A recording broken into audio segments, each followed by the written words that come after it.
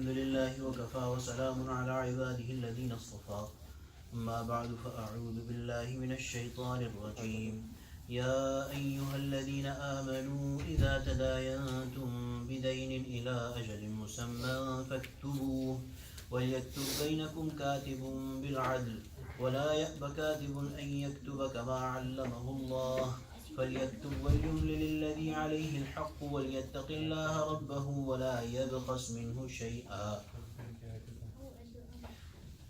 فإن كان الذي عليه الحق سفيها أو ضعيفا أو لا يستطيع أن يمل هو فليملل وليه بالعدل واستشهدوا شهيدين من رجالكم فإن لم يكونا رجلين فرجل وامرأتان ممن ترضون من الشهداء أن تضل إحداهما فتذكر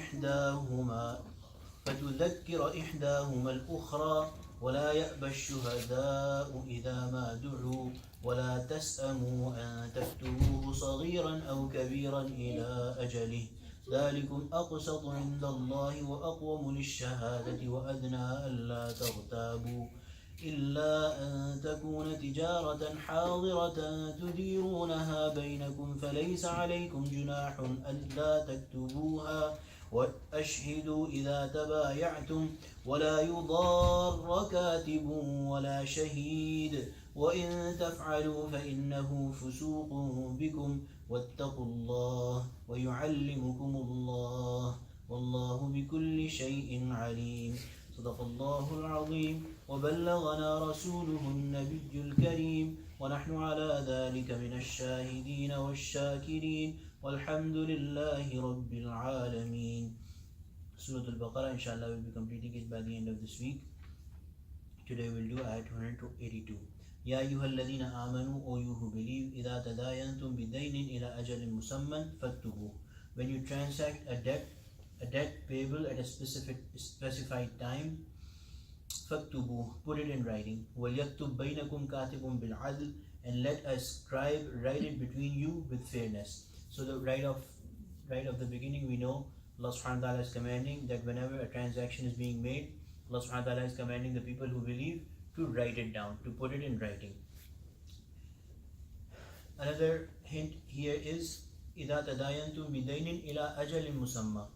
It should be that debts should be paid at a specified time. So whenever a transaction is being made, the teaching of Islam is that a specified time should be decided at the time of the transaction, which at what point it will be returned, and then it should be in times of period. So it shouldn't be an unspecified thing such as when the crop is going to be cut or when something unspecific is going to happen, because crops are dependent on season. The season may make the crop ripen up quicker or later. So specified time in terms of specific date should be set. وَلَا يَأْبَ كَاتِبٌ أَن يَكْتُبَ كَمَا عَلَّمَهُ اللَّهُ. A scribe should not refuse to write as Allah has educated him. So there was people who could write and there was people who could not write or read. Allah subhanahu wa ta'ala is telling the people who have the capacity, who have the education, and Allah subhanahu wa ta'ala has given them the education of being able to write and read, they should not turn away from helping people. When they can write it down, when they have the knowledge of writing down, they should help people by katibun bil adl. They should وَلَا يَأْبَ كَاتِبٌ أَن يَكْتُبَ كَمَا عَلَّمَهُ اللَّهُ. They should help people and they should not turn away. فَلْيَكْتُبْ وَلْيُمْلِلِ الَّذِي عَلَيْهِ الْحَقِّ. فَلْيَكْتُبْ. He therefore should write. وَلْيُمْلِلِ الَّذِي عَلَيْهِ الْحَقِّ. The one who owes something should get it written. The third masala in this ayat is that the person upon whom Allah subhanahu wa ta'ala has put the responsibility of getting this transaction written down is the one who owes something. So if somebody is giving the debt to someone, the one who's supposed to return it, the one who's owing it, upon them is the responsibility to get it written. And it also makes sense because he is the one who's to be held. accountable at the end of that term. So they should get it written.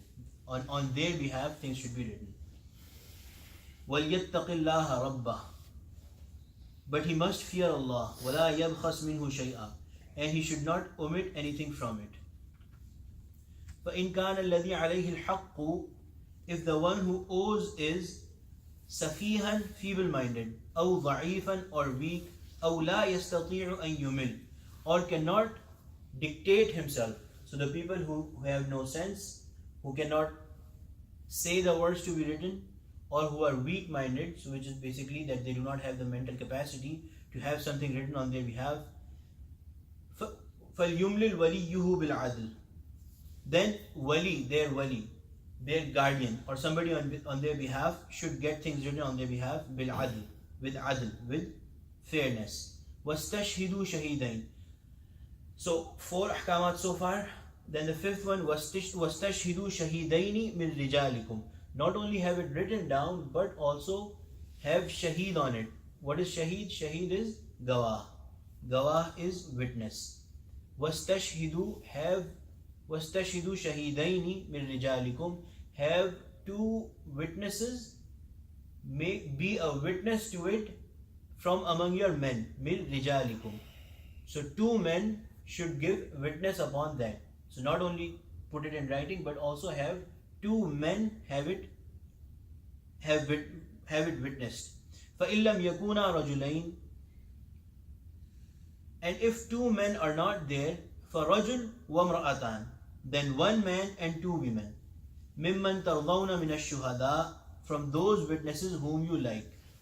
Again, another masala from this ayah is that the witnesses should be equally acceptable to both the parties. مِمَّنْ تَرْضَوْنَ مِنَ الشُّهَدَاءِ أَنْ تَضِلَّ إِحْدَاهُمَا. So that if one of the 2 women errs, فَتُذَكِّرَ إِحْدَاهُمَا الْأُخْرَى. The other woman may remind her. The wisdom behind having more than 1 woman is that if 1 woman forgets, the other woman should be able to remind her. So again, the best case is that 2 men become a witness on it. If you don't find 2 men, then the next possible scenario, the permissible scenario would be 1 man and 2 women. وَلَا يَأْبَ الشُّهَدَاءُ إِذَا مَا دُعُوا. The witness should not refuse when summoned. Another masla, I have actually lost count, but another masala from this ayah is that when somebody is called to give a witness to some transaction or to some affair, they should not turn away. This is a ruling for them. وَلَا تَسْأَمُوا أَن تَكْتُبُوهُ صَغِيرًا أَوْ كَبِيرًا إِلَىٰ أَجَلِهِ. And do not be weary of writing it down along with its due date, no matter whether the debt is small or large. So again, even if the transaction is of a very petty nature, it is best to have it written down. Do not grow weary or do not grow tired of writing even the smaller things. ذَلِكُمْ أَقْسَطُ عِنْدَ اللَّهِ. That is more equitable in Allah's sight. وَأَقْوَمُ لِلشَّهَادَةِ. And more supportive as evidence. وَأَدْنَا أَلَّا تَغْتَابُوا. And more likely to make you free of doubt.